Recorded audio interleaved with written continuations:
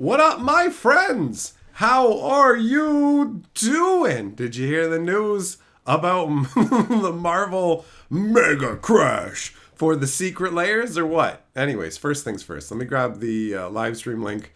We'll share that in the Discord. And then we shall do our hellos and proceed from that point. All right.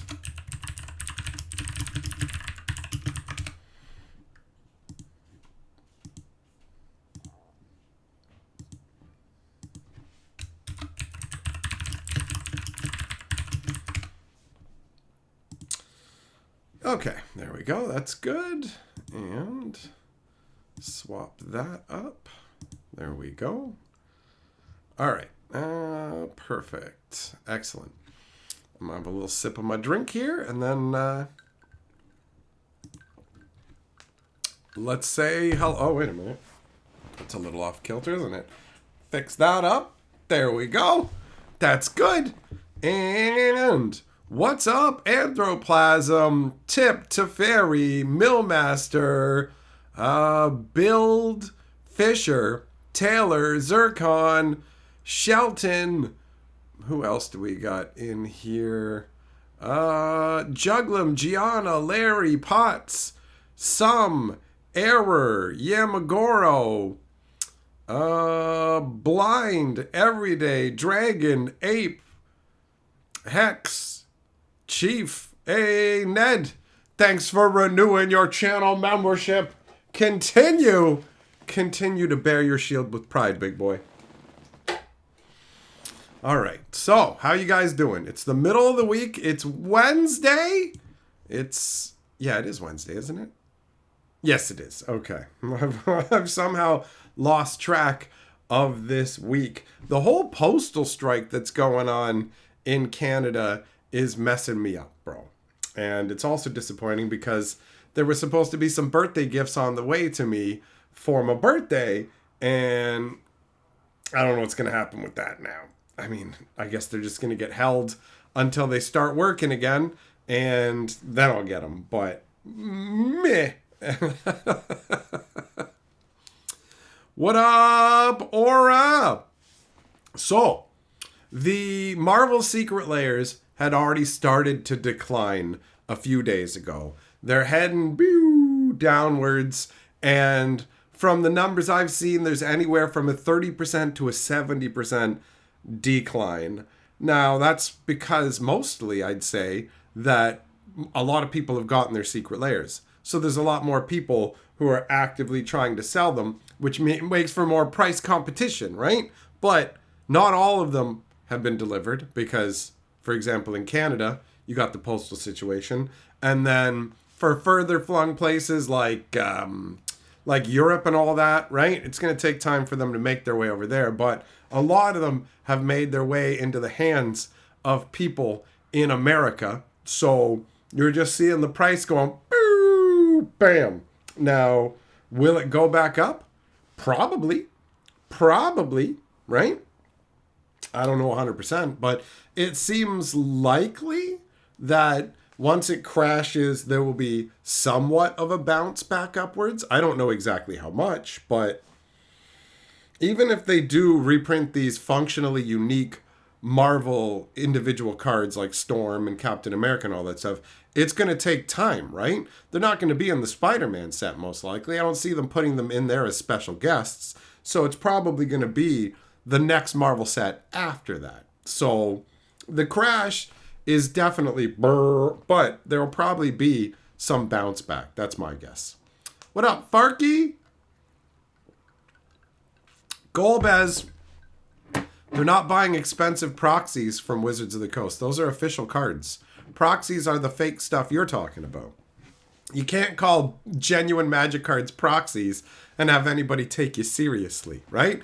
If you want to make the point that proxies are way cheaper, that's a totally valid point. But nobody's going to listen to you if you start off by going, you're buying proxies for that much money? No, I'm buying the genuine article. It's like saying to somebody who went in and bought like a Fendi handbag, you're buying a fake Fendi handbag? No, this is the real thing, you see. And the fakes are the fakes. right? There's no point in being disingenuous with what you're trying to say, right? You don't get anywhere. You don't get anywhere that way. Farkey, can I even access my P.O. box? No, I can't. I can't. I don't know how that's all going to sort out in terms of like, I pay for a whole year of it. So I don't know if I just lose like a month or whatever, or if they extend the date out by a month saying, oh, we were not in business for a month, so you get an extra month, or it'll just be like, sorry about your luck. You had the P.O. box for a year, even if you didn't have access to it. They might have something in the terms and conditions that say, we don't guarantee access at all times or something like that. Who knows? Whatever. I'm not sweating over that part. I'm just disappointed that in the lead up to my birthday, can't go check the post office. Can't do it. Golbez, they look like bad proxies, so you're amazed at the popularity? How can you be amazed? How can you be amazed at the popularity of this when all of the stuff sells? It's not like all the other things Wizard makes weren't selling. It's literally this business as usual. Monty Python sold out. Hatsune Miku sold out. I can't believe Marvel sold out. Like, if you want to say that the cards are low quality, I agree with you. And I say the same thing. But acting surprised that people bought them just makes it sound like you don't pay any attention to what's been going on at all. You know what I mean? So, if you just want to say, hey, Wizards of the Coast makes poor quality cards and you should buy Proxies, just fucking say that. Just directly state it, right? Because it doesn't make sense to me to go, I can't believe people are doing it. It's very believable. It's 100% in line with the reality that we've been existing in a while, right? Failures, you wonder if they crashed because of how many bent cards were pulled? I doubt it. I doubt that very much, right? The damaged cards, the poor quality, it has to do with mostly just the supply. There's way more people trying to sell them now, which means people are going to try and undercut each other. It's like cards on the Steam market. So if you have a Steam account, you get cards for playing games, and you can sell those cards. And so when you go to put them on the market, it'll be like Steam literally tells you there are 20 copies of this card available for sale. The lowest price card is selling for 10 cents. So somebody will just go, I'll just sell mine for 9 cents. And then I've got the lowest price, and I'll just try and have the best price to get rid of mine first. So I don't have to compete with other people. So a similar kind of thing happens where people just look at the price and go, well, if this guy's trying to get 100, I'm just going to try and get 95. You know what I mean?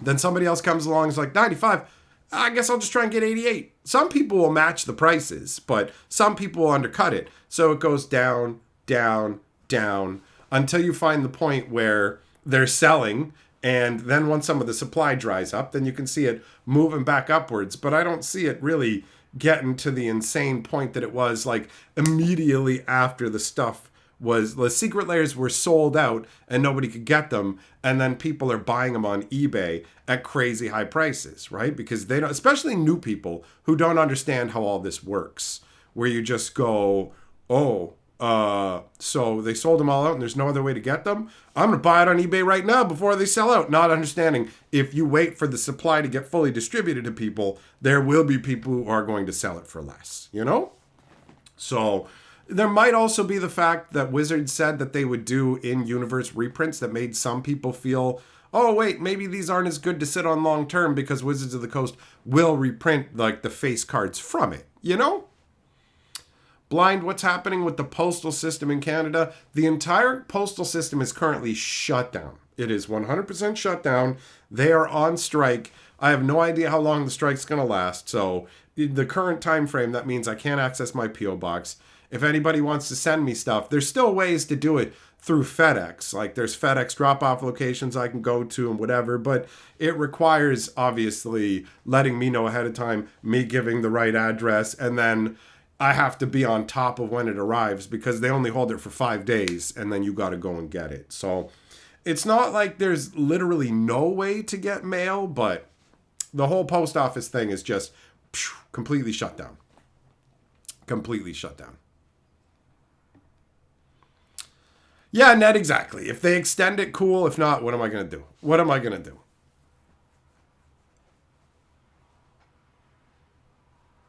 Ansel, you think the quality issue was random? Yours were in very good condition? It's hit or miss.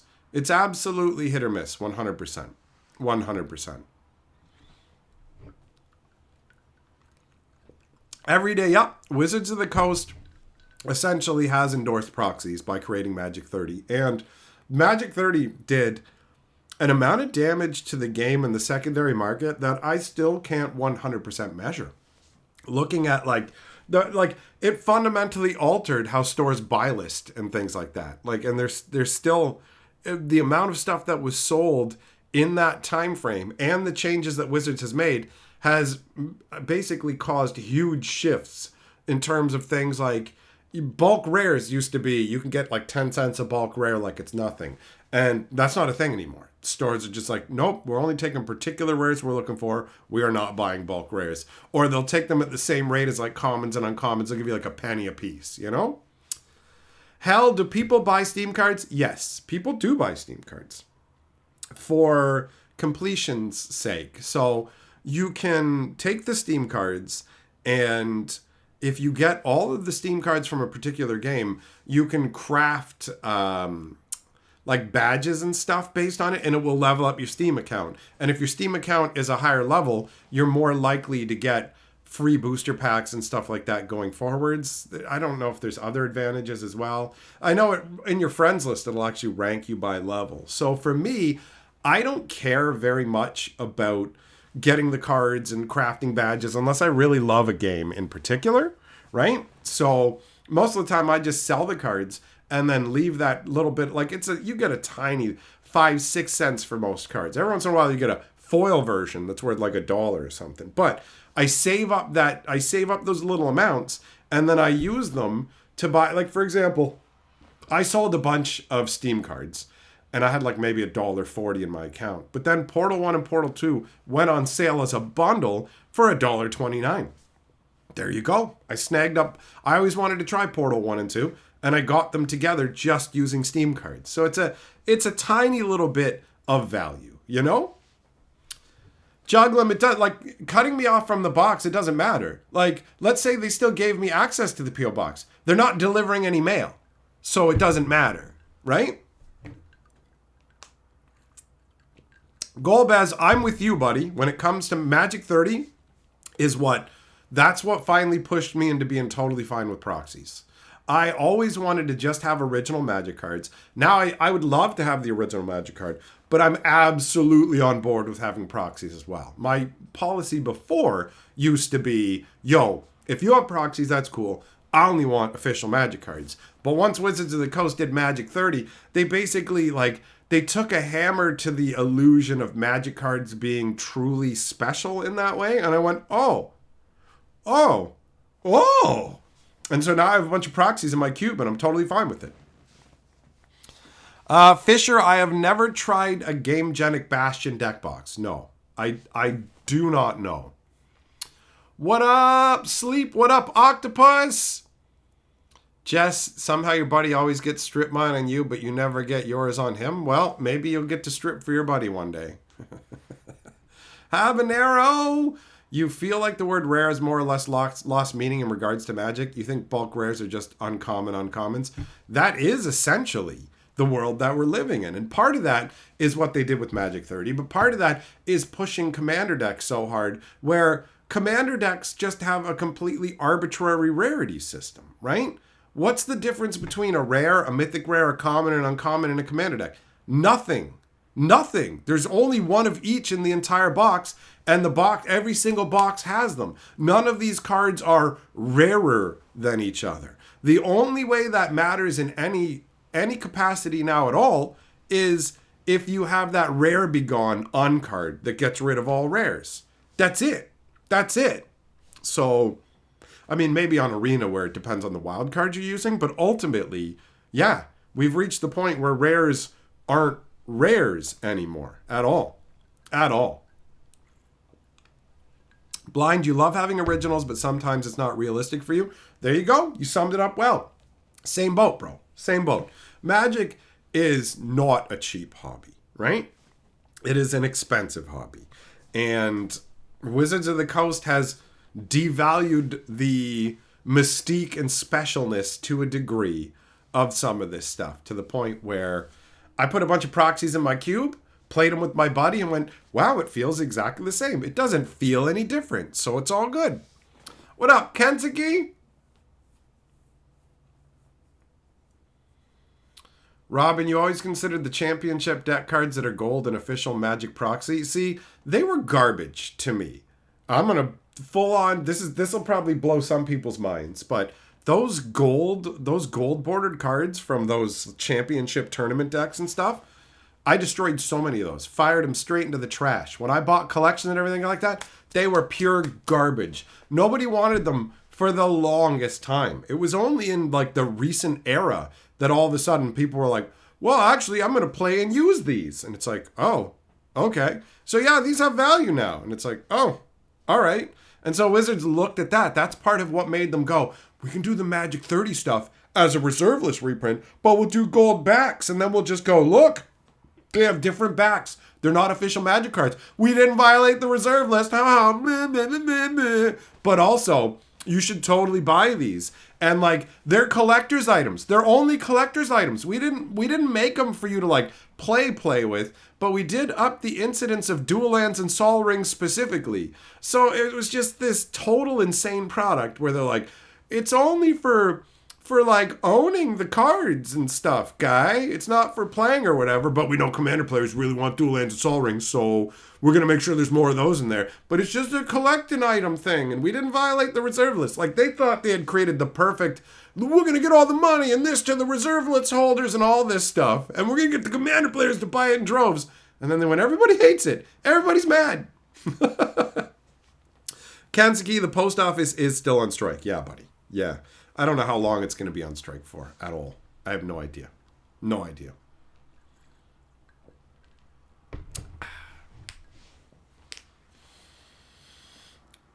So yeah, when they did that, they had the unintentional effect of making a bunch of people go, you know what? You're right, Wizards. I don't need official Magic cards to play with. So instead of buying your $250 pack proxies, I'm just going to buy cheap Chinese proxies and save myself a shitload of money.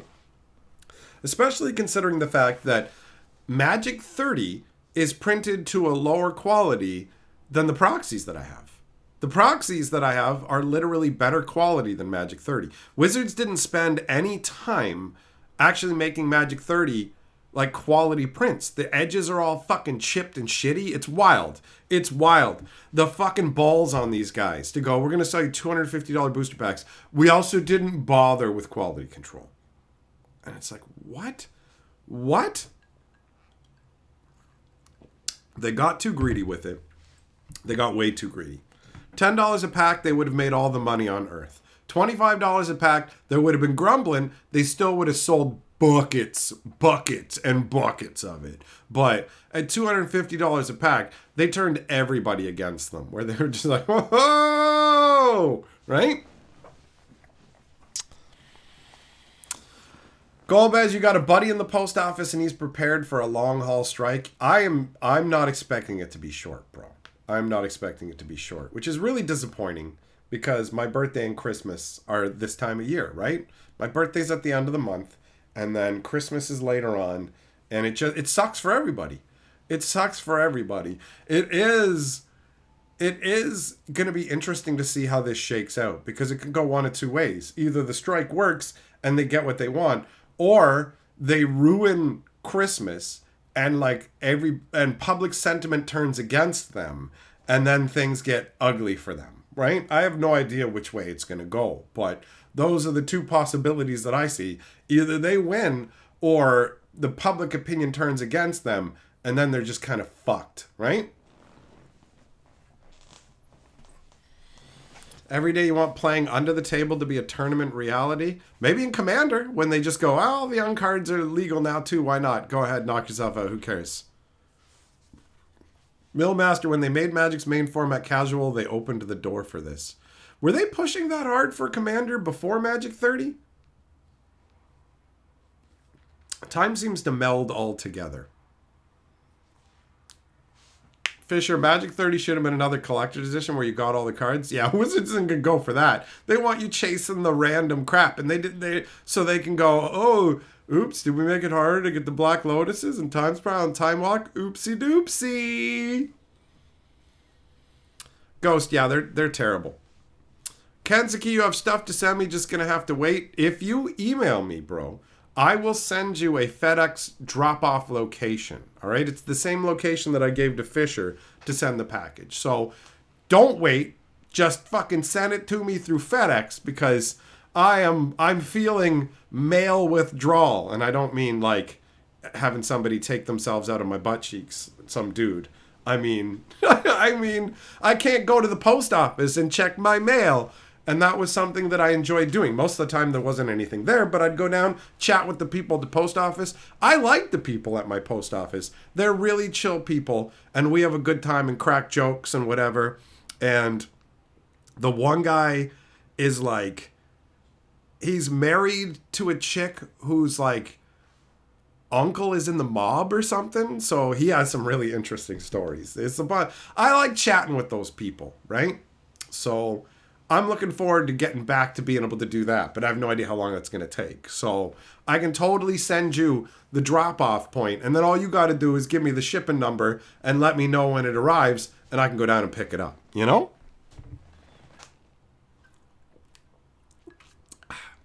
That's what I said, Highwind. Mail withdrawal. Correct. Correct.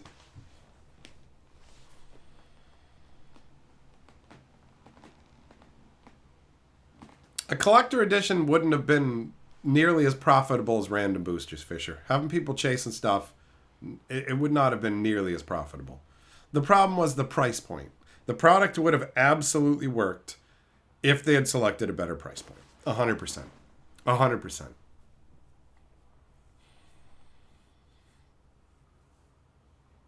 The post office strike sucks if you make money from selling and shipping things. Yeah. No, it's hurting a bunch of businesses, obviously, and that's part of the intent, right?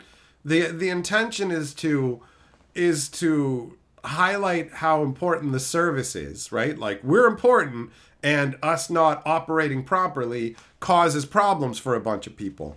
But it's like a dicey game where you either prove, yeah, you're right, we'll give you what you want, or they go, yeah, you're right, we're actually going to legislate you back to work, and then we're also just going to start to bring in new employees and replace you guys, right? So, I don't know. I do not envy the postal workers for the challenging situation that they find themselves in. While I am disappointed that I can't get my mail, I'm definitely not like oh, screw them. I like the people at my post office. I want them to be all right and do all right. So it's not like a cut and dry kind of scenario. Fellers, $1,000 for a gold border fix set you might give an hard maybe at. Well, it would have been better than obviously $1,000 for 4 random booster packs, bro. How does that work for bills you get in the mail? You don't, Robin. Do you know how many fucking emails I've gotten from all these different companies? Your bank emails you, all the utility companies email you, all of them go, hey, there's a postal strike going on, so if you're mailing us stuff, you're hosed.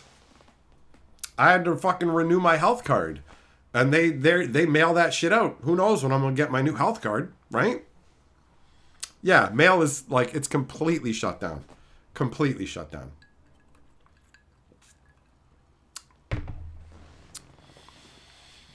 Highwind, yep. It is a rough balancing act. You are correct. You are correct.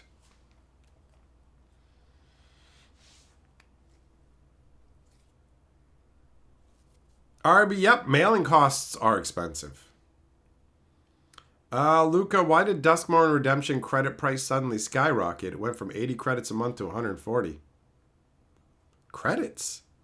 I thought that you paid cash for redemption, so I'm not 100% sure what you're talking about, but my guess is if it's more expensive, Wizards of the Coast has already been clamping down on the number of redemptions. So maybe they're charging Daybreak Games more for them because ultimately Wizards doesn't really want you to be able to get redemptions. They don't want you to be able to get physical Magic card sets through MTGO. They kind of washed their hands of MTGO when they handed it off. So they don't want it competing with the actual physical stuff. And ever since there was the screw up where Daybreak basically gave everybody like foil sets of the Brothers War by accident, and then there was a load of foil set redemptions, that screwed up the secondary market. And Wizards of the Coast pays a lot of attention to the secondary market. So they shut off foil redemptions altogether, and they're slowly weaning it down. So expect to have less opportunities to redeem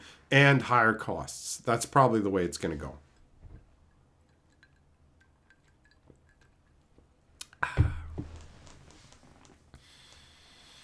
Every day, yeah, I like the unsets, the earlier unsets. Wizards of the Coast lost its sense of humor, so Unfinity isn't funny, and neither is Unstable. There's barely any actual humor in the sets, because humor a lot of times can involve even slightly stepping on someone's toes, and Wizards is so afraid of offending anybody at all and trying to appeal to everybody at all that they made the sets not funny and acknowledged that there's nothing worth having in the set by going, well, actually, the only thing that matters are the full art lands, and we put a rare foil stamp on those because we know those are what matters. So it just... Unsets are donezo anyways. Those days are over. Those days are over. Jess, the last strike was 31 days in 2018. Yeah, I don't know. I can't remember exactly how the last strike went either, honestly. Ghost, no, Wizards doesn't pretend like they don't pay attention to the secondary market anymore. They absolutely do pay attention to the secondary market. They've said that they do. And, they've even come out and said that reprint sets can only have a certain level of value in them. And if they have more valuable cards in them, the price point on the packs is higher. So there's none of this coy, we don't pay attention to the secondary market. They absolutely do. They absolutely do. Yeah, exactly. Exactly. Ghostface, Unhinged and Unglued are a different beast than the new run sets. DJ Longhair, what's up, bro? The prices for remastered is ridiculous. Yeah, of course. All the Magic prices are getting completely absurd. We're going to see a price increase from Foundations to Aether Drift, right? We've already seen the MSRP announcement. So Aether Drift boosters are going to cost more than Foundations boosters. So you will pay more for a box of Aether Drift than you will of Foundations. That's starting in the next year. So Innistrad Remastered, $270 for play boosters, $400 for collectors. Is that American? That's ridiculous. That's ridiculous. Crazy, man. Crazy. Yo, speaking of Foundations, I played some Foundations. I got into a Foundations draft on Arena today. And I have a white-blue deck. And somebody handed me that goofy little homunculus that whenever you draw your second card in a turn, you make a copy of it. And I was getting smacked down by somebody. He was beating me down. But then I got that homunculus rolling. It was like, oh yeah, and made multiple copies and just barely managed to squeak out the win. Yeah! Look, you don't know what you're going to do and they completely get rid of redemptions. Yeah, if you're somebody who regularly plays MTGO, that sucks, bro. That's genuinely a suckbag position to find yourself in. DJ Longer, you love Innistrad in the Gothic field, but what value is there to justify it? Whatever handful of big cards exist from Innistrad, right? Like Avacyn, Grizzlebrand, handful of other cards. Fisher, do I think the Secret Lair deck's going to have all 17 shrines or be all WinCon cards? It's going to be weird, random WinCon cards, right? So they revealed already Biovisionary, Liliana's contract. What were the cards today? I'm pretty sure that they announced a couple more today. Let me double check. And see if I can quickly find that. Oh yeah, Felidar Sovereign, Test of Endurance. So they literally, when they say 20 ways to win, they have two cards that say if you have 40 life, you can win. If you have more than 50 life. So do they actually count that as different ways? I think they do. I think that each of those counts. Oh, and Miles Aria as well. So I think that like they're literally going Felidar Sovereign and Test of Endurance count as two separate ways to win, even though they're essentially the same thing, just care about different amounts of life. That's my guess. That's my guess.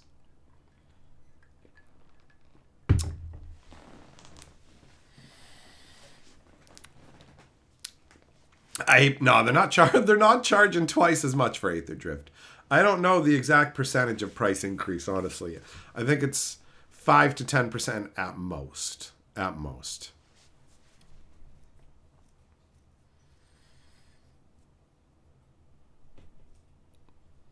Oh, yeah, Luca, then you're hosed. You're hosed, buddy. If you're just buying sets from MTGO to redeem and they stop redemption, then yeah, you're out of luck. Blue, I don't know, maybe. Maybe. Depends on a number of factors.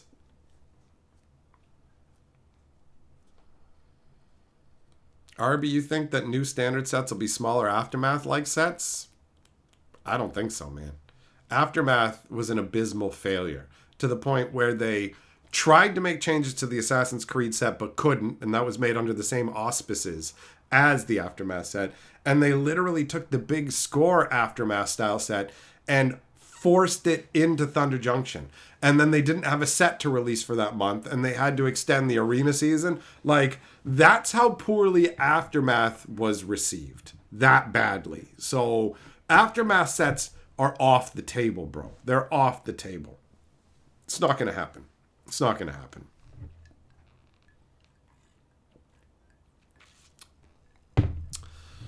DJ Longhair, yeah, Edgar Markov will I imagine Edgar Markov will absolutely be in that Innistrad remastered. It seems highly likely to me. And they'll have like special ultra serialized super duper foil versions and stuff. RB, how are they going to pump out 6 standard sets in a year? Less cards? No, same amount. Same amount. They're just gonna crank the sets, bro. That's it. It's not that far off from what we're already getting, honestly. There's not that much difference. The only difference is they're putting 6 sets into standard. If you look at how many things they've been cranking out, they're going to be full sets. Absolutely. There will be no Aftermath style sets. They're going to do full sets. Just wonder if they're going to do a surprise set in December. I believe it. I believe it. Like, they just shoved Foundations in out of nowhere, right? Soth Edgar was already shown off. Oh, there you go. All right. There you go. Matt, makes you not want your Edgar Markov decks anymore? Well, Wizards doesn't care about that, do they? You don't want your cards that you already paid for and we can sell this stuff to new people? Oh, who cares about your feelings? Here's what Wizards would say. Fuck your feelings, bro. So, you know? that's the reality of it. Like, where is it? Where this is Wizards of the Coast when it comes to thinking about you not wanting your Edgar Markov anymore as they're selling it to people.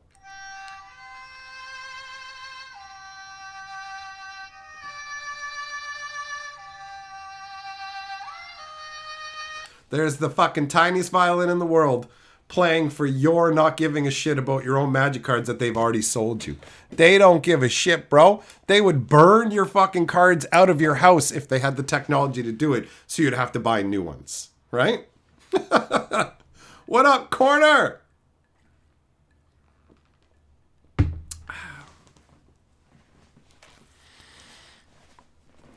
But Rosewater would tell you actually don't feel that way. He is the chief gaslighter, where he's like, I only tell you guys the truth, but I only tell you the truth based on what you know. So I will lie to you 100%. Like, I'm not going to punch you in the dick. We have no plans to punch you in the dick, and then punch you in the dick. And be like, you said you had no plans to punch me in the dick. Well, until we officially announced our plans to punch you in the dick, I was just going off the information that you had, and what I can't tell you what hasn't been revealed, so don't have to worry. We're not going to punch you in the dick. Bam! Oh, what? You said that one. Look, I have my own rules that I play by, and I told you the truth based on my own rules. So cry about it. You and your bent dick, cry. Whatever. We got to do what makes other people happy. Maybe stop being so selfish. Other people wanted you punched in the dick, so you got punched in the dick. You got to remember, don't yuck other people's yum. And other people's yum is you getting punched in the dick. So really, it's selfish of you to not want to be punched in the dick, and that's not okay.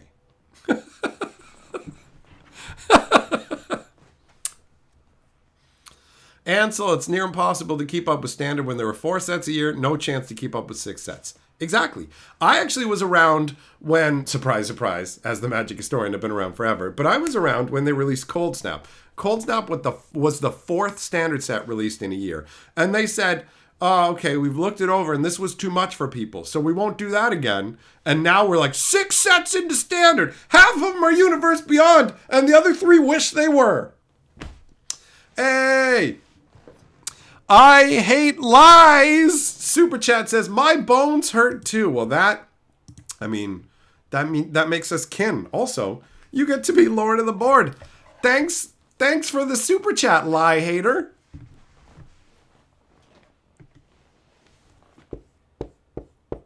You got the leet speak letters and numbers combo. You're such a fancy boy. Oh, it says that was your first Super Chat. Is that your first time super chatting? Because that makes it extra special. Jess, you like getting punched in the duck? It's... okay.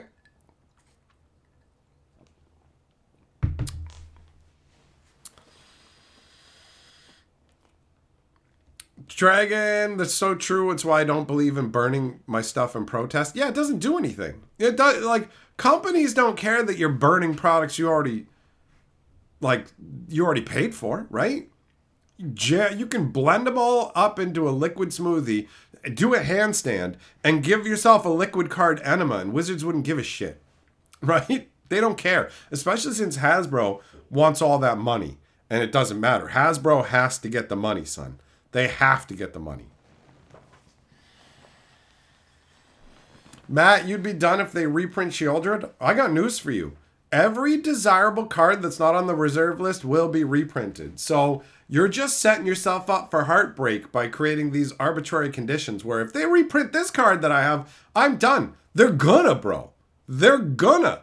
So if that's how you feel, you may as well start saving your money now, right? Like, just stop giving them money at all because they're gonna.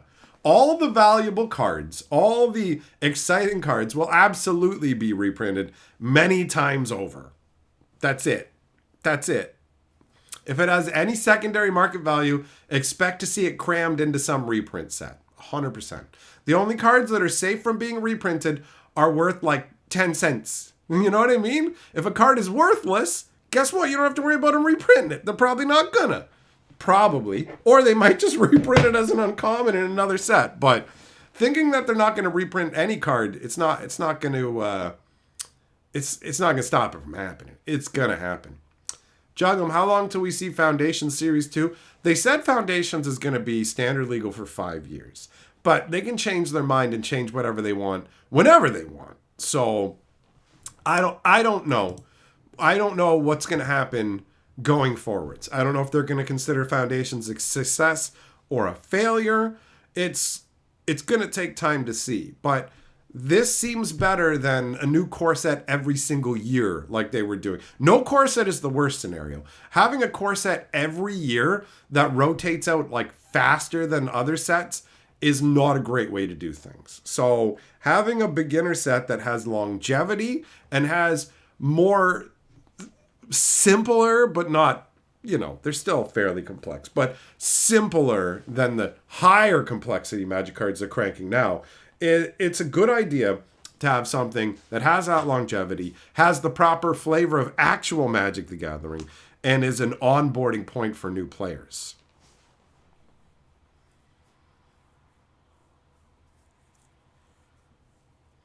Larry says the only guarantees in life are death, taxes, and reprints.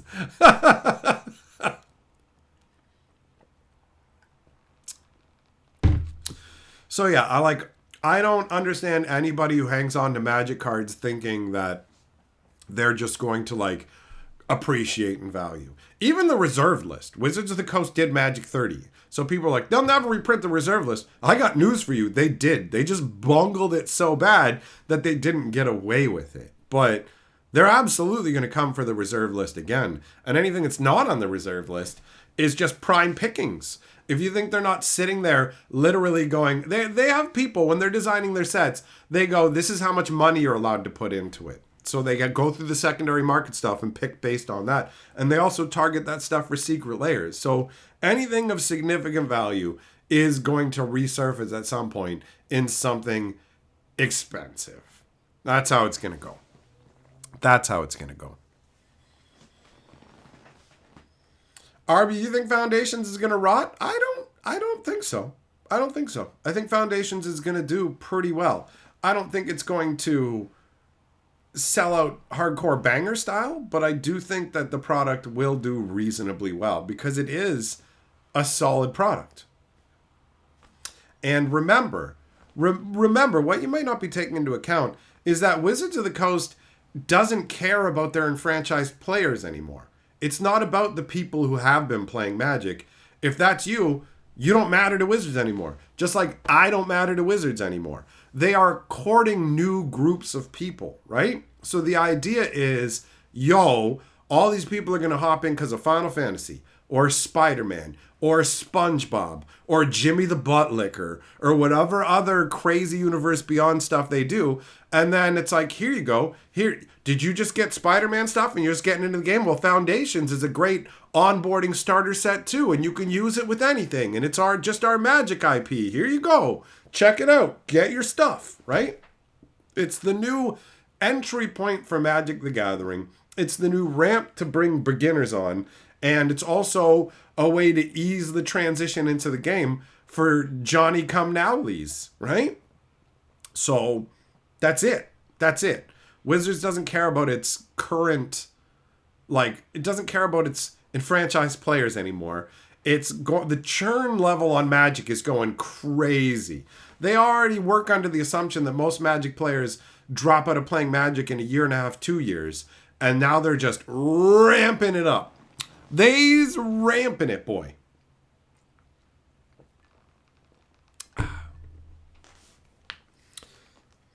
It's a very wild time in the world of Magic the Gathering. It sure is. You hate lies? It was your very first ever super chat. Hell yeah, sorry, your wife called right then. You should have said, how dare you? How dare you interrupt this special moment that I'm having with the Magic Historian? I am Lord of the Board. You know what we do here with the super chats, bro? Whoever's Lord of the Board at the end of the stream, their name gets put on a magical art card and they get added to the box of glory. So you can see that I already have a huge stack. Each one of these represents a different live stream that we have been in and a different lord of the stream. And when you win 5 times, you get added to the roll of mega glory. So you get to be on the outside of the box as well. It is something that is both fun and it makes me happy. I love looking at that. Like seriously, if you look at the size of the stack of cards in here, right?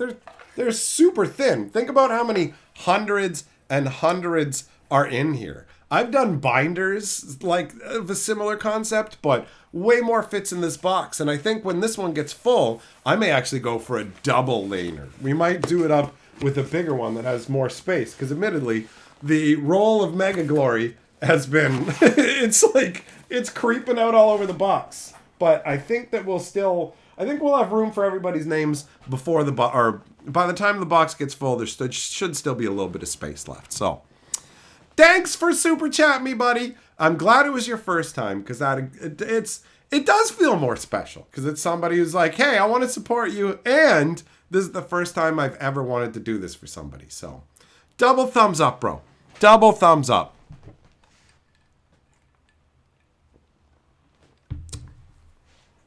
If Foundations is standard legal for 5 years, does that mean it will have occasional reprints over the next few years? Foundation should be available for sale for the entire 5 years. But bundles and collector boxes, no. So collector boxes are going to have one print run, and bundles are, I think, just one print run. They might do a couple print runs, but then they're going to be done. I love bundle boxes. Like, I love them. They're one of my favorite ways to store cards from a set. This is the one that I'm using to store my ongoing Bloomborough set because I'm collecting Bloomborough. I love me some bundle action.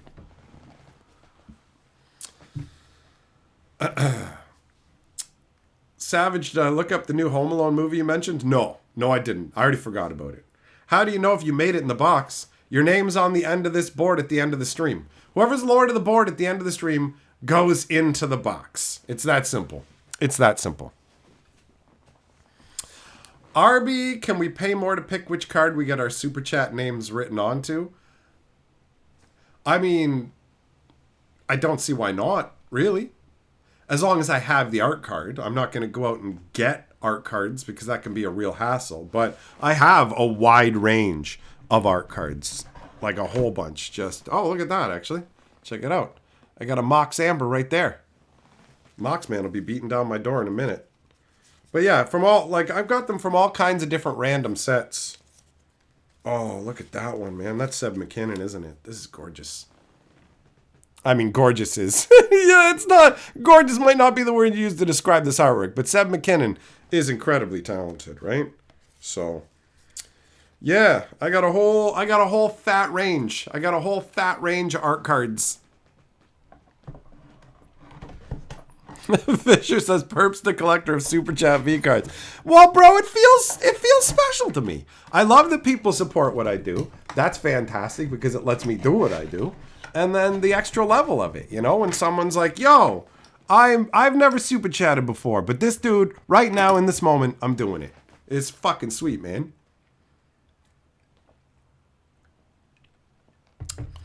Savage, one day you'll achieve such greatness to be Lord of the Board. Hell yeah, buddy. Hell yeah, man. Get yourself in the box of glory. Makes me happy. Sometimes when people try and make me feel bad and they go, yeah, you suck and you should quit Magic, you should quit making videos, and then I just go, oh, what's this? What's this? It's a huge stack of Lord of the Board cards from all the live streams that I've had fun with. But yeah, I'll listen to you, Mr. Hater Man, and quit. You know? If I'm ever feeling down, I don't feel like I'm doing a good job, people aren't enjoying what I'm doing, here is material proof to the contrary. The physical representation of hundreds upon hundreds of streams. And all the names written on the backs. And to make sure that I don't actually leave somebody out who has made it to 5 wins and gets on the outside of the box, I have the pizza book where I keep a list of everybody's wins. I keep track of all of the wins that people have had so that because before I used to just try and keep track of it up here, but there's way too many. There's way too many names. Way too many names.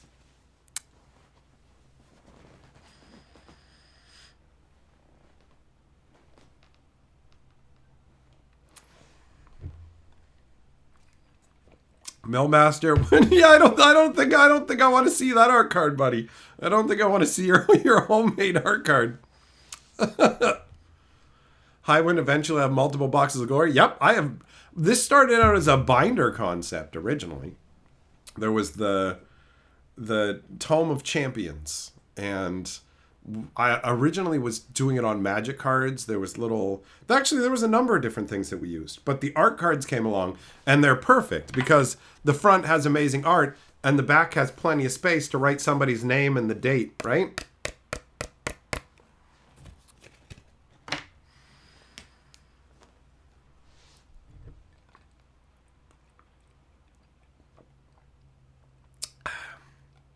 All right, this is not good anymore.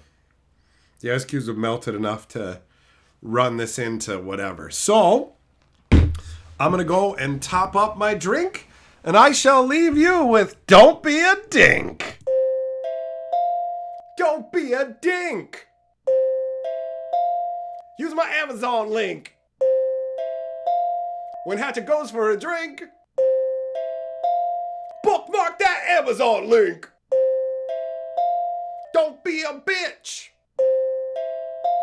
You gotta scratch that itch.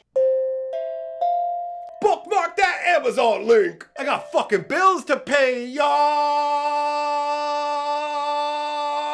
Use my Amazon link. This is gonna take some work. Don't be a dink. Use my Amazon link. When Hatchet goes for a drink, bookmark that Amazon link. Don't be a bitch. You gotta scratch that itch. Bookmark that Amazon link. I got fucking bills to pay, y'all. Use my Amazon link. This is gonna take some work.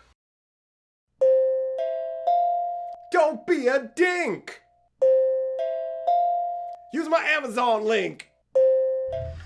All right, I'm back. Oh, and you know what? Now I realize I need to take a fucking leak. So hold up. I'll be right back. At Hatcher Movie Talks, we pride ourselves on two things.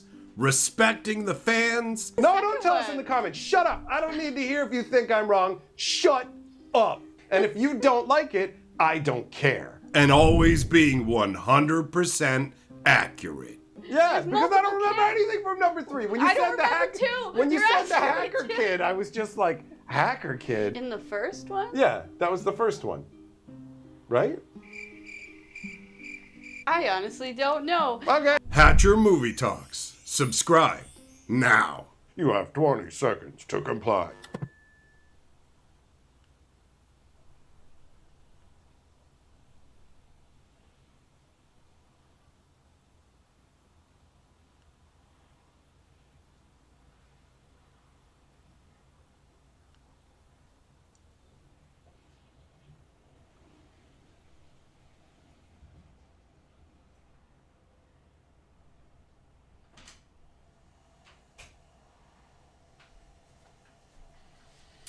All right, I'm back.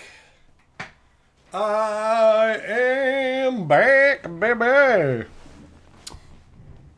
Oh yeah, since I shared the trailer for the movie channel, let me just grab the link for that as well.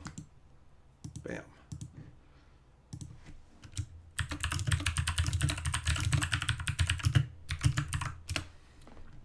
We're getting ever closer to our first 500 subscribers over there, which is great because I'm having a lot of fun with it. I'm having a lot of fun with the movie review action. All right, that's better. Oh, forgot I have a little bit of these chips left too.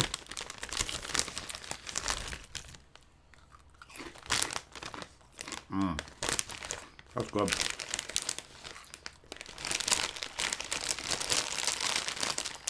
Found some multiple Christmas, like, holiday-themed potato chips. I guess I shouldn't call them Christmas-themed because they're holiday chips. But, you know, that's Christmas for me and holiday are fairly interchangeable. But they don't have Christmas-themed names. Anyways, so today I have felt pretty lucky. So I went out and I grabbed one scratch ticket that we are going to scratch here, and I'm probably going to regret it again as it sends me all over the place, and I have to scratch so much that my hand starts to hurt, but whatevs. That's what we're going to do. That's what we're going to do. So 1 second. What? Hey, stop it. There we go. Stuff's sliding. My desk could use a little bit of organizing. Jay, will any of the Marvel cards ever go back as they're only limited to the secret drop? Well, they're not just limited to the secret drop, though. Wizards can and will reprint them in other sets. So there can be some bounce backs, for sure. Star Hunter says, let's go gambling. Let's do it, buddy. Let's do some gambling. Cabby, we're going to scratch that itch. Don't be a bitch. Dragon, no, I don't plan to watch the RoboCop TV series. Right now, we're just sticking with movies. All right, so this one works where you just like follow the arrows. So we head on down and to the left before it like meandered me all the way across the entire ticket. to the point where my hand just started to get sore. And then I just ended up losing anyways. But the tickets that I hate the most are like the bingo ones. Although this might actually turn into the kind that I'm not a big fan of. I don't get a lot of scratch tickets, honestly, because it's pretty much just throwing your money away. But I have felt lucky today, so whatever. Oats in your Marvel layers say they were delivered, but you never got anything. That's frustrating. There's a post actually talking about how UPS, somebody working for UPS was stealing Magic the Gathering packages. But I've heard a whole bunch of issues with the Marvel secret layers. So I don't know if it's a UPS problem. I don't know if they just didn't get shipped. If it says that what is it? If it says that they're delivered, but it said it like today, when it comes to where was it? Right here. When it comes to like our postal service and stuff like that, it will say that it's delivered sometimes a day before it actually shows up, which is strange, but that's the way it ends up working. All right, man, these arrows really are going all over the place. Let's see. Scratch, scratch, scratch. Oh, shit, wait. What's the sun mean? Oh, uncover a sun, win 3 times the prize lot. It's probably got some condition. That's probably just trying to make me think I'm a winner. If you reveal a star along the path and the path ends with a prize, all in dark. Oh, like, this is highlighted. This is highlighted. So it's saying you win triple the prize, but it's saying you have to actually win a prize, right? Millmaster, this isn't blurry. This is not blurry at all. Look, this is clear. This is clear to you guys, isn't it? Can you see it properly? Can you see it properly? So we got the sun. Did I follow the arrows right? Whatever. I can always just scan the card afterwards, right? Okay. So, well, yeah. Follow the arrow. Bump, bump, bump. Bump, bump, bump, bump. Then it went down around here. It's so convoluted, man. Then it went back up along here. Here. Okay, yep, nope. That's right. That's correct. Continuing on the journey.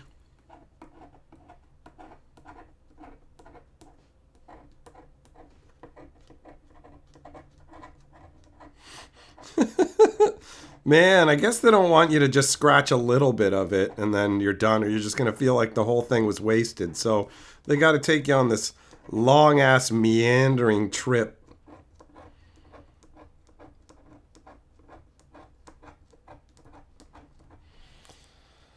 Colors, are we winning? I have no idea, bro. I have no idea. At a certain point, scratching this, somehow my hand starts to hurt, like, right up in here. Right up in here. But if there is a prize, then it's tripled, so there is that. Which makes me think that there won't be a prize. It's so dumb. It's like, there's a tripler, but you still have to get a prize. And then why'd you put it on there? To give you the illusion that you were going to win something? Come on, man.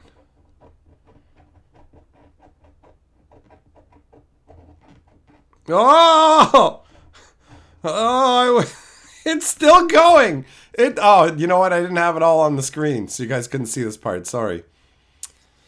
Fisher, anytime you get scratches, you don't play the game. You just go for the part you scan to see if you win or not. Well, why don't you just buy a fucking... Why don't you just buy, like a draw slip then? You know, like the 649 where they just draw 6 balls out.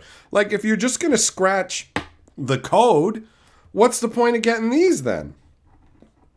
Right? Like, I don't understand that.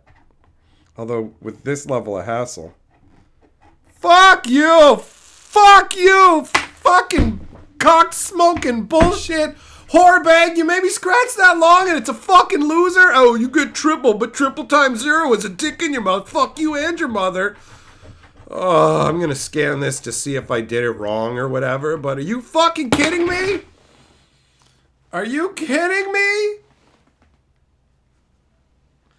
Juglum, you can get instant slips too, bro. You can literally, like, there's something called Lightning Lotto or whatever, and it draws you 6 numbers, but they already did the draw already, so you immediately get to check and see.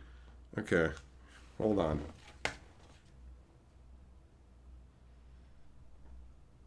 Fucking whorebag piece of shit, cock smoking garbage nonsense. What the fuck, man?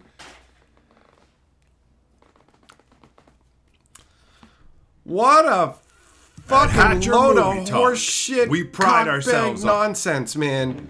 Got a bunch of shit on my desk. Wasted my time going to the fucking store buying that. Now my hand hurts.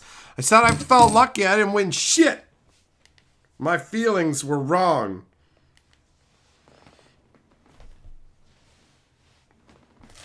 I'm gonna eat another chip.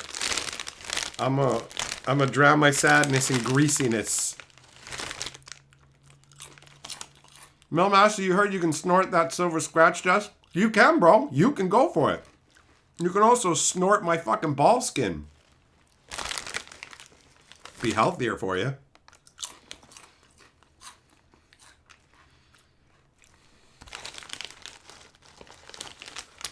All right, fair enough, Fisher. You buy them that way because you have a higher chance of winning with them. Fair enough. Fair enough. I mean, I guess I just showcased why it's not worth it to do it the other way.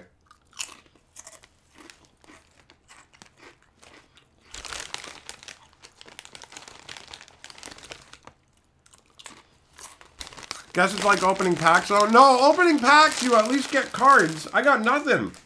I got nothing. It's like being told you're going to get a fucking hand job behind the fucking Arby's. And then you go behind the Arby's and you're like, there's nobody there. And it's like, well, I got to give myself a hand job? What's the point? What's the point?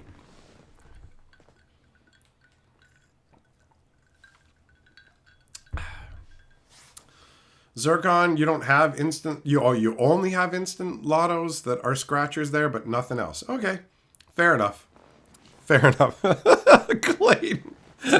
Clayton says everyone donates super chats to Perp. He's on Skid Row from his gambling addiction. Ah! Wait, that's drugs. How do I show a gambling addiction?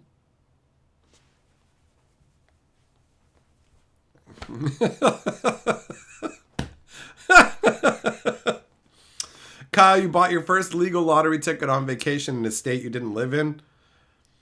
Doesn't that mean if you won, you'd have to go back to that state? That's how it works here, I think.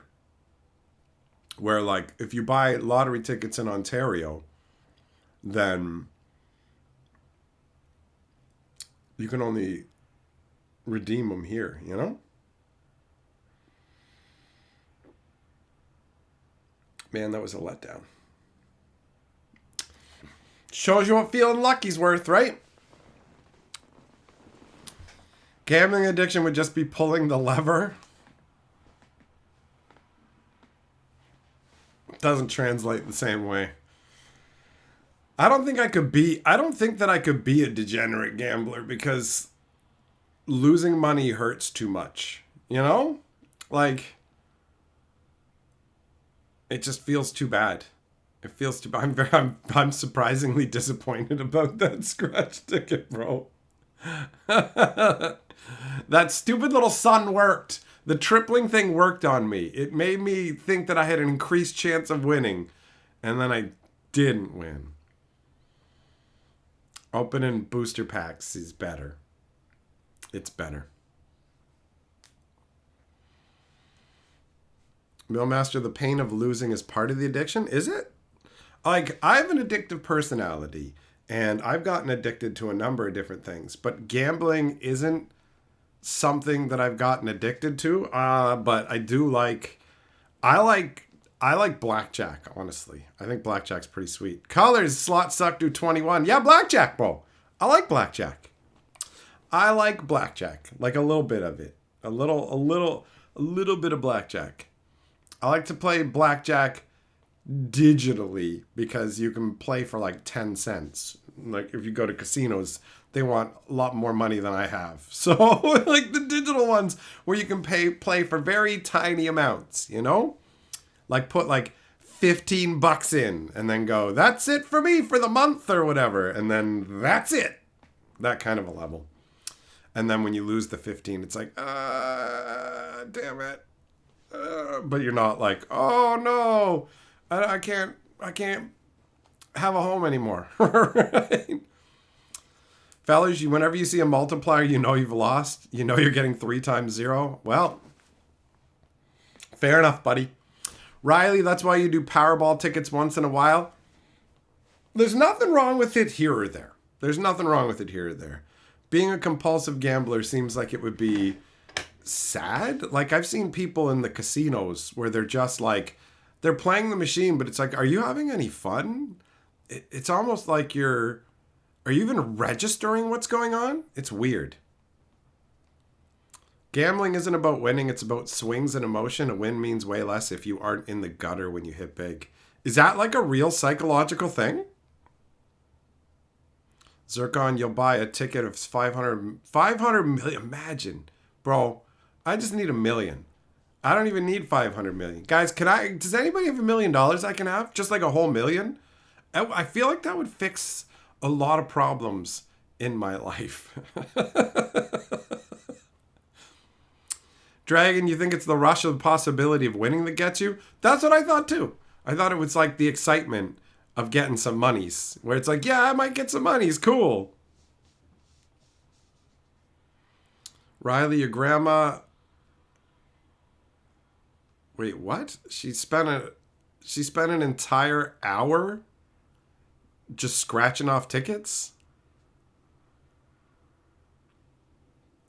Kansas, do they have a UPS pickup location or just FedEx? UPS apparently does. You can't send to UPS in Canada anymore. They're not doing it anymore. That's what I was told. So that's why I switched to FedEx.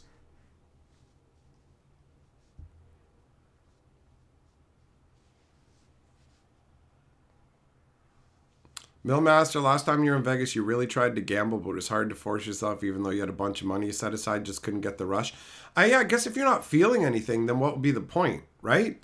I have a little bit of fun when I play the digital blackjack, admittedly. It's fun. It's fun to win, and I'm like, oh, when I lose. So there is like that emotional reaction, but I won't spend more than the cost of like a movie ticket on it in a month. So...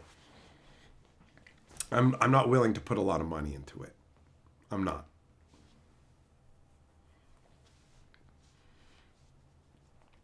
Fisher, when you worked at the truck stop every morning at 4 a.m., an old man would come and play the gambling machines every day, but $200 a day every day? I can't. Couldn't you just keep the money? Like, if you're spending $200 a day gambling, it's like fucking well over $1,000 a week. Just put that into account and you win, you know? Like, that's crazy to me. Juggling, you had a millionaire boss. He loved gambling. You don't gamble. I gamble. And by that, I mean, I will play a little bit of digital blackjack, you know? My birthday's this month. So I plan to do some blackjacking this month. A little bit of jacking, you know. I'm gonna jack it because it's my birthday. And then the scratch tickets.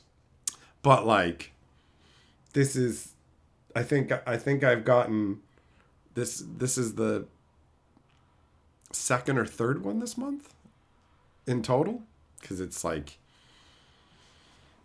And I got it for the stream, honestly. I was just like, we'll bring it out for the stream or whatever. But, yeah. Cabby, buying out a whole store's inventory of magic boxes would be a crazy amount of money. But it's not gambling. It's not gambling. You're just getting different game pieces. It ain't. But there can be some similar feels when you're like, I got the big card.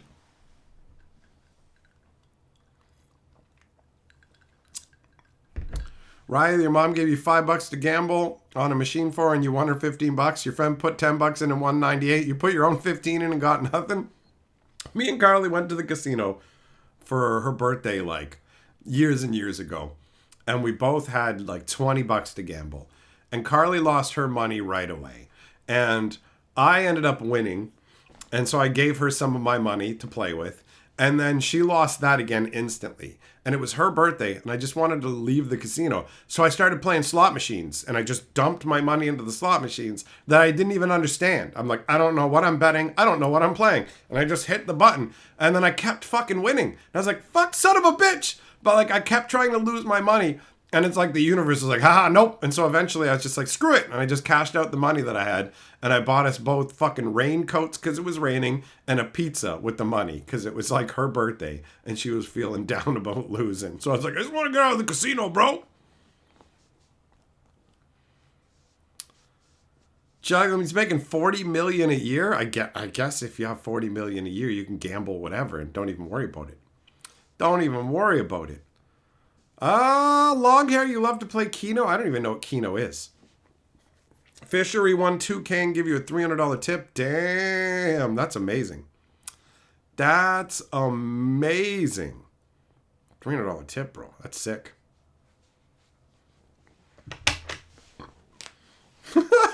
Millmaster said, Jess, we can play the most dangerous game if you'd like. And Jess says, no, Millmaster, you creepy son of a bitch.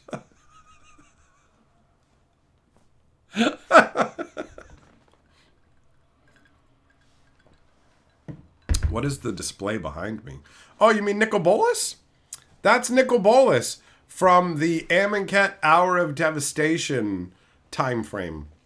So these standees came out to the store and they had like little Amonkhet buildings on them. And there was and I think Planeswalkers as well. And there was like 3 different ones. And then when Hour of Devastation came out, under that red, it used to be yellow for the Amonkhet set. Hour of Devastation came out, and then you actually took this red triangle and affixed it above the yellow one, and you changed the top inserts from the buildings and planeswalkers into all Nicol Bolases. So that was kind of cool. Because I used to be the guy who had to put that stuff together for the game store that I went to. I ran the tournaments, and I put together the all of the promotional stuff that got sent out. And I also got to take the promotional stuff that I wanted that the store owner didn't, because sometimes I would just find standouts and shit and he was shoving them in the recycling. He's like, I don't want to deal with this. I don't care about this. And I'm like, fuck that. I'm taking these home. Don't put them in the fucking recycling, you dick. Let me know so I can fucking take them home if I want them. Give me first crack at them, bro. What the hell? Keebler, how you beebler? Shelton, am I going to open that Fallout deck soon or am I saving it for a special occasion? I'm trying to find the right time to open it. I was thinking about sitting down maybe in a stream and going through it card by card, but I haven't 100% decided. I might do a video with it for Hatcher. I guess, yeah, the simple answer is I'm currently saving it for the right moment. That's what I'm doing.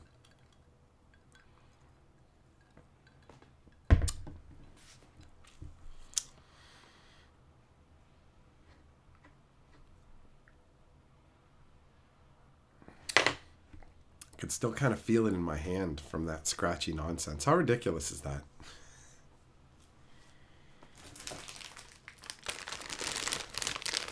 Man, I wonder what the jerk chicken potato chips taste like.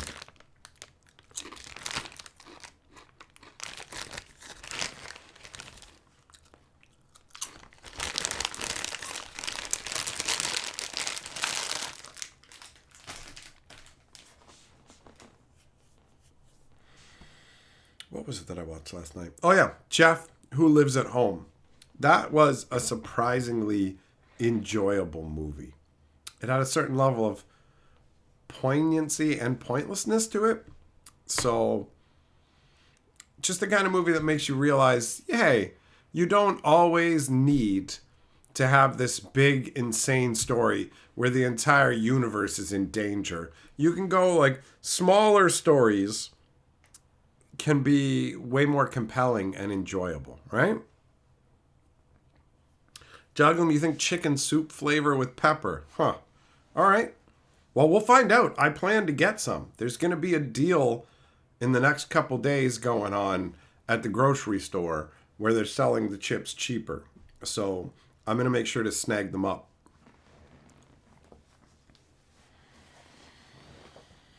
Oh, them's the breaks, Riley. If all the fucking stores are closed, you can't get no potato chips, yo. Fellers, you like the Ravnica Anger's Cost or whatever the hell his name was, murder mystery? A hell of a lot better than the Markov Manor version, that's for sure. And the idea of somebody's ghost investigating his own death, it's an interesting concept, right? Back before the stories became terrible. I can't imagine how bad the Aether Drift story is going to be. After seeing the art with like Gaunty, you look at me, I got a steering wheel, and it's like,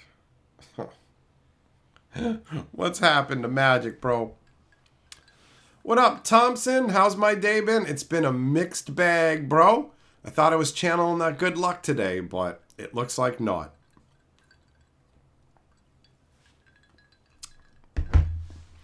Shouting the rad counters that the commander deck makes are nuts.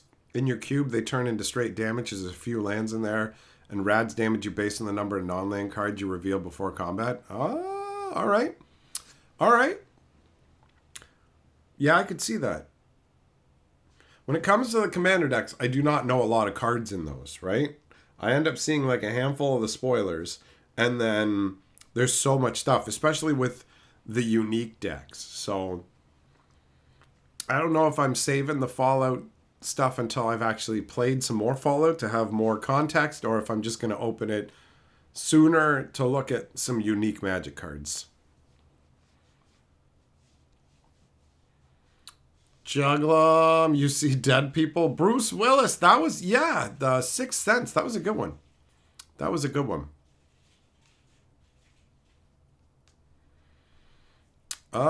Yeah, Riley, I know about Squishmallows. Carly actually has a bunch of Squishmallows. She recently, well, maybe not recently, it was probably a number of months ago.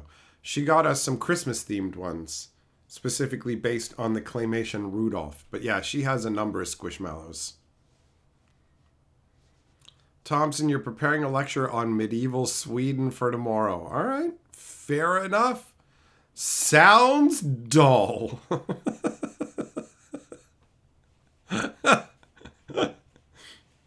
Actually, medieval history was some of the stuff that was actually interesting to me when I was in high school. I didn't care. I've never cared about like more modern warfare and stuff like that. You know, like the world wars and stuff like that. Not terribly interesting to me. But you go back far enough and history starts to get more interesting.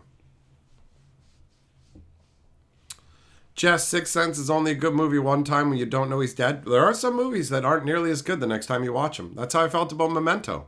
I was like, Memento is cool. And then I watched it again and I was like, oh, okay. But some movies are better when you watch them a second time. Like The Usual Suspects. The information gained from the first watch through makes the second watch through that much more enjoyable.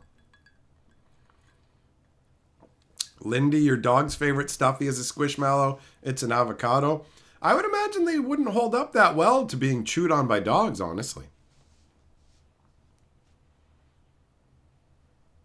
What up, Hugh? How's it going, buddy? Fisher, you got your roommate the full set of Sonic the Hedgehog Squishmallows last year? Right on. We have, I don't know how many.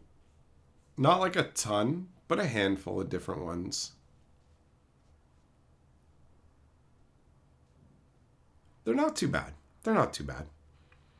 If, depending on like the what they actually are specifically, you know? But Carly's way more into stuffed animals than I am. They're not really high on my list of things that I want to own. I'm surprised they haven't made Magic the Gathering Squishmallows already, you know? They've already done a bunch of Funkos and stuff like that, so it feels like an easy choice, really.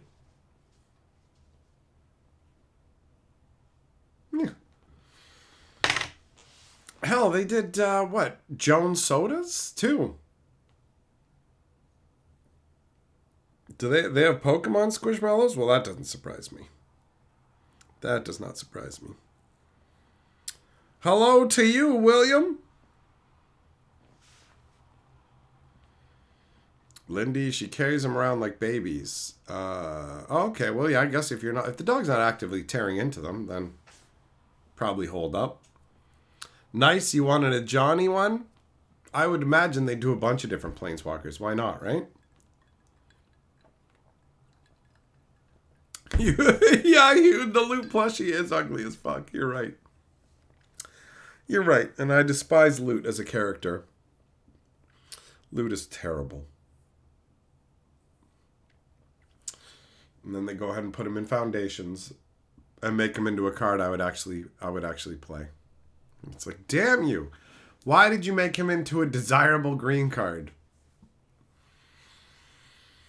It's like they're trying to hose me specifically.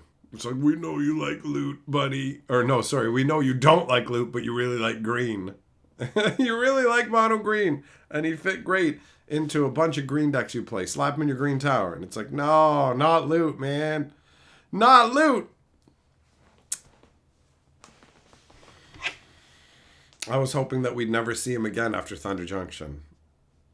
And I imagine that we're just seeing him now because they had more artwork of him they needed to shove in. You know? The, what's it called? Slush art? Shelton the Loot Squishmallow? Ah, yeah, bite your tongue, bro. I don't want that. I don't want that. Hewed, yeah, I did see the ball bag version of Loot. It gave me a mild chuckle. What up, Rex? How's it going, bro?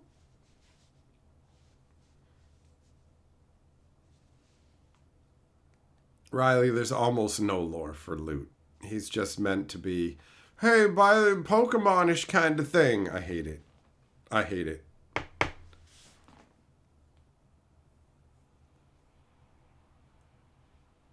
Wish Loot died in the end of Duskmourn? Yeah, that's right. I had already forgotten that they shoved him into Duskmourn and Valgavoth just has him. I've got Loot. And you're like, what? Where did Jason Vraska go? How did this happen? And like, shut up, idiot. Okay. All right, then. What's even happening in the story? Sorry, I want to know what's actually going on with your story. Just make something up in your head and be real excited about it, bro. It's going to be awesome. It's going to be awesome. What up, Super Beggar? Yeah, Loot's a fucking waste, man. Just silly nonsense.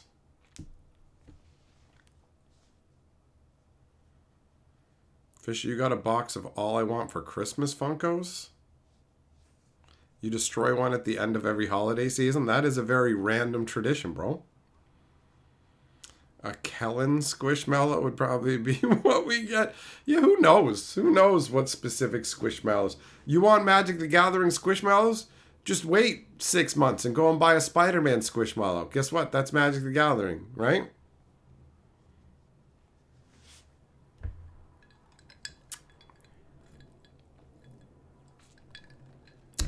Nice. I'm guessing that every future version of Loot will be green just to drive me crazy.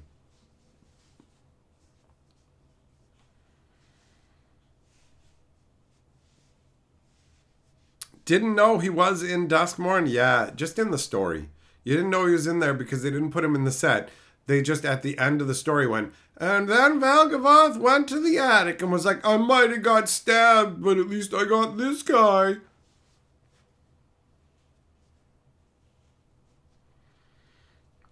Winnie the Pooh secret lair when? Well, didn't he just enter, like, public domain recently? Maybe after Wizards is done going with all the most popular IPs they can, and they really start to scrape the bottom of the barrel.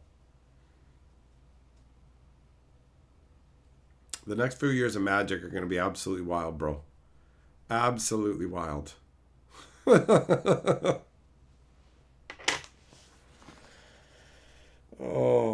Lord. Like, what do they even do next year? More Marvel stuff plus what?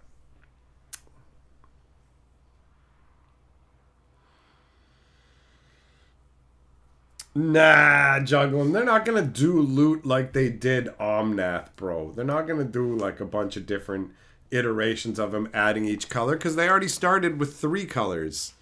So, that's not what's going to happen. That tain't going to be what happens.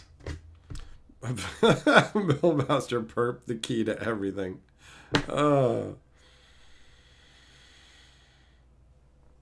Cabby, you want a Magic Historian secret lair? Oh, yeah. That ain't gonna happen. That ain't gonna happen. That is the one thing we can say will never happen. Parker, Marvel the Gathering. Welcome to 2025, bro. Jess, is there green destroy land cards? Yeah. Yeah. There was green destroy land cards in the beginning. Like an enchantment called Kudzu that would bounce around destroying lands. Ice Storm, 1 green and 2. Sorcery, destroy target land. Thermokarst, 2 green and 1. Sorcery from Ice Age. Destroy target land. If it was snow covered, you gain a life. Stuff like that. So definitely. Definitely. And you could also Desert Twister lands if you wanted to too. But that's not specifically land destruction. That's just something that could be used as land destruction. Shelton, the next time we see loot, he'll be mono black as Valgavoth turned him into a nightmare beast noble. That would require some kind of continuity, you know? Chuglum, we do not need new loot lore. We don't need to hear about loot ever again. That's one of the upsides of everything going to Universe Beyond. There won't be any more loot nonsense. None of it. None of it.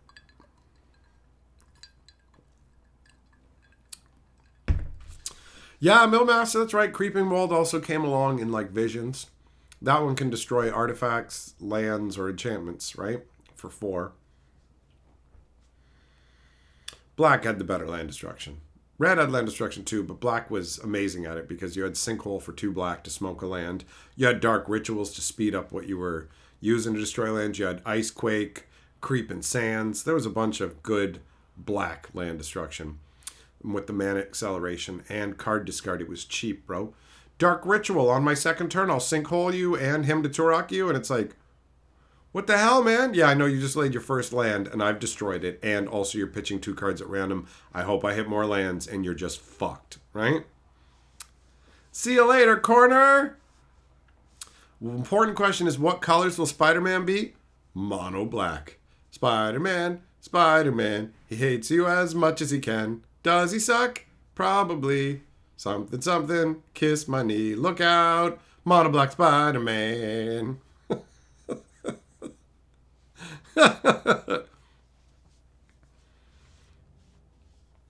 Hude, I don't think that they're loading the slate with Universe Beyond because they have no real story going on. I think they've abandoned the concept of stories because they're going Universe Beyond. They're like, who cares about writing continuity and stuff? We're going to be doing fewer and fewer Magic properties, and we just want to copy what exists. Like Strixhaven. Oh, it's Harry Potter. You know, like they were already starting to do that stuff. So,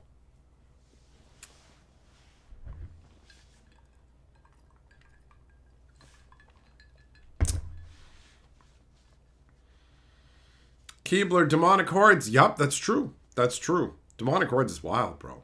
6 mana, and it's like 5/5. Tap it to destroy target land, but you have to pay 3 mana, 3 black mana during your upkeep, or it taps the hordes and they destroy one of your lands. So they can be dangerous to mess about with if your mana base is not stable.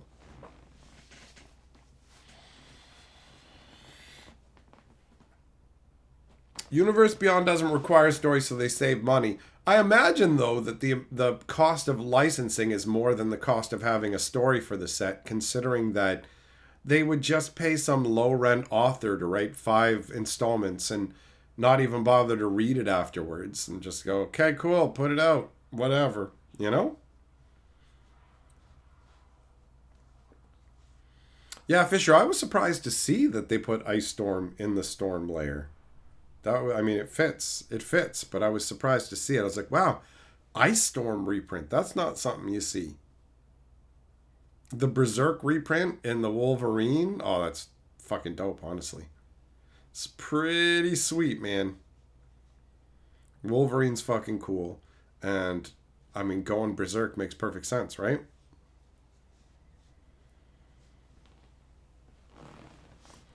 Camby, they already did. They already changed the new fucking, really. Thunder, they have a nominal story in terms of they can point to articles and go, that's the story. but it's incoherent nonsense, like the Thunder Junction story.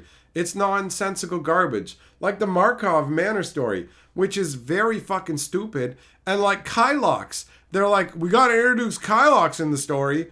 And so Prof just goes to see Kylox and is like, hi, I know you, Kylox. And Kylox is like, I know you too. And then people come and kidnap Kylox, and then he just fucking dies. And it's like, what? Yeah, that's because we have multiple cards mentioning Kylox. Also, his name wasn't Kylox originally. It was like Oosh or something like that. And we forgot to change the posters that we sent out. So he has the wrong name on the posters. And it's like, what is this? It's incoherent. It's incoherent.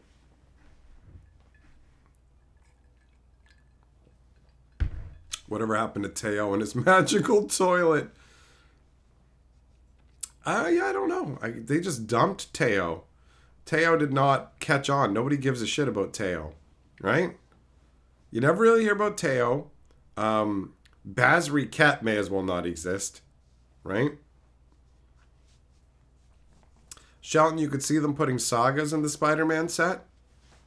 They can put anything in these fucking Marvel sets, bro. Anything they want. We'll find out soon enough. It won't be too long. But before that, buckle up, because beep, beep, vroom, vroom, we're going on Aether Drifts Zoom Zoom. Oh, God. Motorcycles and cars and stuff. Just, it's going to be so goofy. It's going to be so goofy.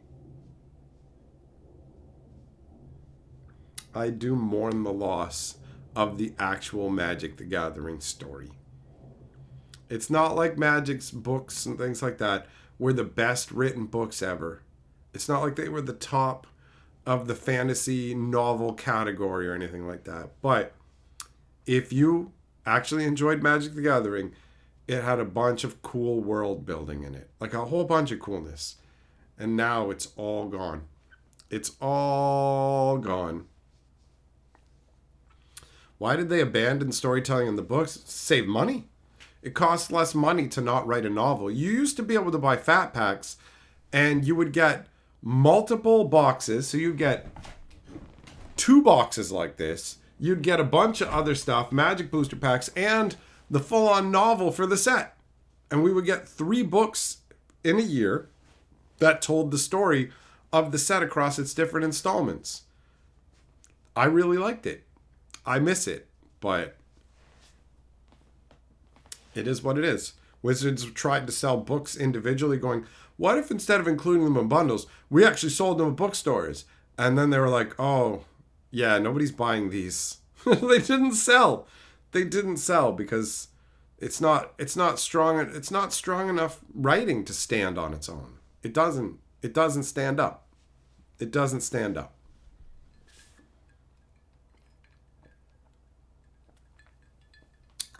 Lindy, you just consider this lucky because it's just going to give you a break from buying Magic? I've seen comments like that from a bunch of people saying, well, at least Wizards is saving me money because I have no interest in buying this.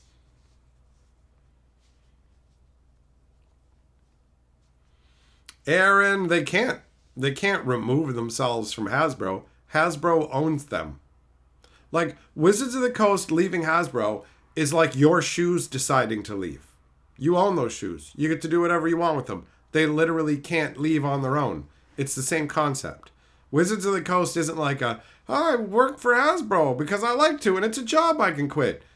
Wizards of the Coast is a possession that is owned by Hasbro. There is no leaving. It's a division of Hasbro. And Hasbro's using Wizards of the Coast, their asset that they own, to extract as much money from us as possible to keep Hasbro alive. So there's no... They just go off on their merry way. There ain't no happy end to that story, bro. That's the way it works. That's the way it works. Fisher, you have a bundle for each of the Kamigawa blocks sealed? Nice. I have all the books.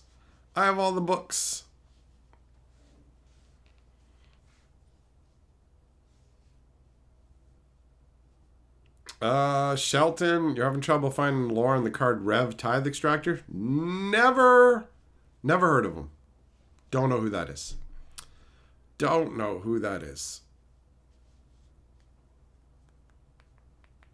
Doesn't ring any bells. A lot of random legendaries that they've made in recent times are not people that we've heard of before. In the main Foundation set, not Jumpstart, but in the main Foundation set, they made it a rule where all of the legendary creatures that are new people that we haven't seen yet have to already have some tie-in previously. So they have to exist on some kind of flavor text somewhere. But Jumpstart doesn't have those restrictions. So if it's a Jumpstart, it's more than likely just a spun up out of whole cloth style new legendary. And they don't, I mean, they put so many abilities on cards that there's no room for flavor text. And they just want to crank cards for commanders. So they don't come up with stories for a lot of these guys.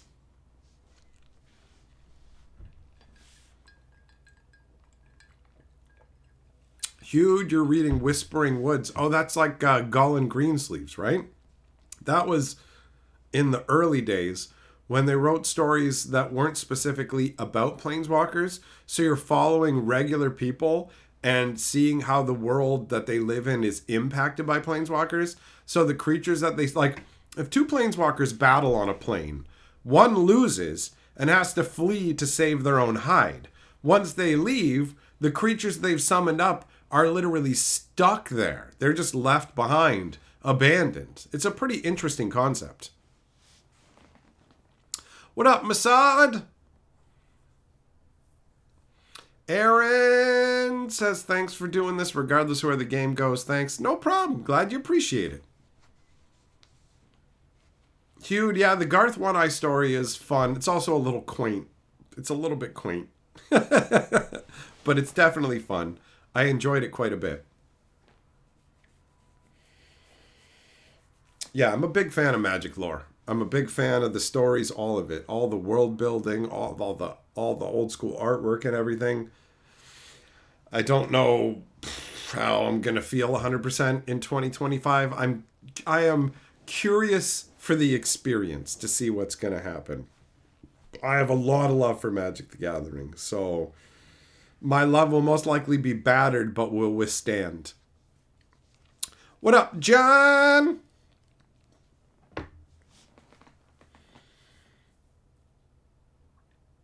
I got to get together another Thran lore video for the next installment of the Thran story. That's the lore that I was working on when I wasn't covering new Magic lore, and there won't be any new Magic lore until January or February, and that will be for Aether Drift. So I'm going to get back into the Thran novel and that story. And if the Aether Drift story isn't completely and utterly worthless, I might cover that on Fantasy Geographic. But I'm definitely going to do some more of the Thran stuff.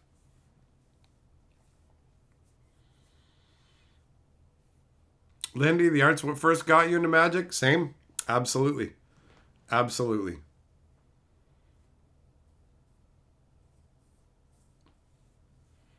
Hugh, you learned a lot of lore from me and subscribed to my lore channel and watched the videos religiously, and I enhanced your love for the story. Hell yeah, bro. Hell yeah, man. I mean, I love Magic lore enough that when I was making the lore videos and they were getting buried on this channel under all the new stuff, I went, okay, this needs its own place. And it's worked out. It has worked out. And now it's time for me to get back to doing some old school lore because I finally have some time for it. And there's nothing else. There's no new story coming along because most of the time people are more interested in hearing the new stories. So cover that stuff when it's out. And then when that stuff's not coming along, go back to what's already going down in terms of the older lore. Jess, if I sucked, you wouldn't have sunk 750 hours of your time and given me money. Fair point.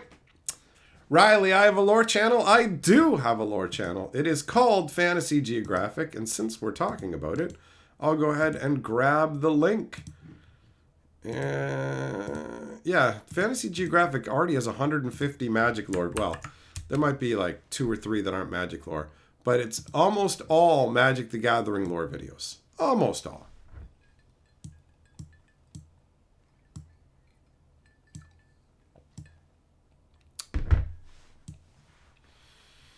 Would Wizards print a card sponsored by a car company? It's, you know what, man? You could totally get the new Dodge Ram Ultra Hemi heavy ball bag. Prove to the ladies that you have a dick and it's fat by buying our new truck. Get the ladies to suck on your low emissions exhaust pipe. Get rammer. She can't dodge it, you know?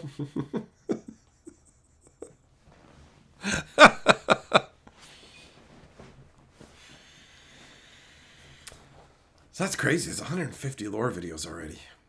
Time flies. Time flies. Ideally, over the longest timeline, I will turn every Magic novel into a lore series of books, videos, I should say. I've done a couple books so far, but I have not done that many compared to how many I have. I have like 70 Magic novels, so the Thran is cool. It's one of the stories that people like. It's the precursor. It's like the start of the Phyrexians, essentially.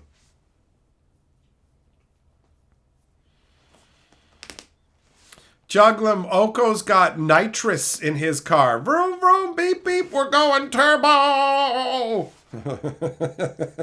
Thompson, a 2.2 Ferrari vehicle that gives haste and hexproof. Can't target me and my Ferrari. Vroom, vroom, beep, beep.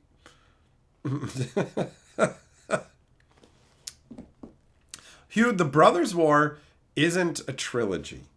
The Brothers War videos that I did are just the Brothers War. But the Brothers War book is actually part of a 4-part series. A quadrilogy. It's not a trilogy. So you've got Brothers War, Planeswalker, Time Streams, and what the hell's the name of the other one? There's 4 of them. And I've done 2 of them. I had the hardest time getting into the actual making of lore videos because I didn't know where to start. And then when I did start, it was based on like Karn's first day of life was a nightmare. And I'm like, this is a great idea for a lore video. But the way that I did things wasn't great. I tried to like take the different stories of different people and tell their own stories. So you can follow Joyra, you can follow fucking Karn, like that kind of stuff. You can follow Teferi. But there was too much overlap in their stories, which made a bunch of the videos feel very samey and made you go, wait, haven't I heard this story before? So I realized that wasn't the ideal way to do things. And it also took a lot more work. So I abandoned that concept and switched it back to basically telling the story as it's progressing for everybody instead of individually, you know?